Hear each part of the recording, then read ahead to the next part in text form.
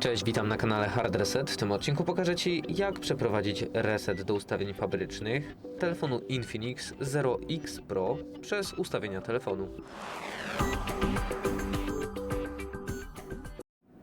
Na początku przechodzimy do ustawień i zjeżdżamy w dół do zakładki System. Wybieramy opcję Resetuj telefon w tym miejscu. Następnie wybieramy opcję Wymasz wszystkie dane. I na samym dole wybieramy opcję Wymasz wszystkie dane. Następnie wpisujemy kod do telefonu.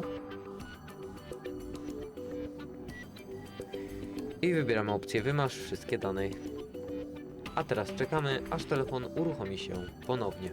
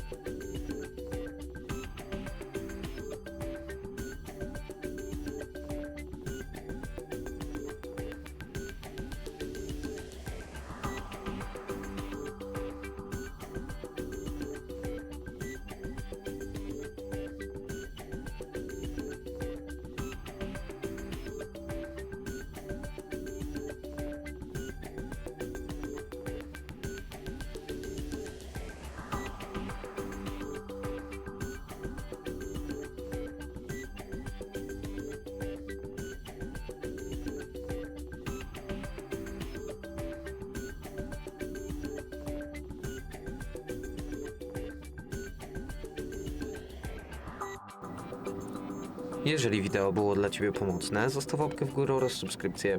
Z mojej strony to tyle. Ja się żegnam. Cześć!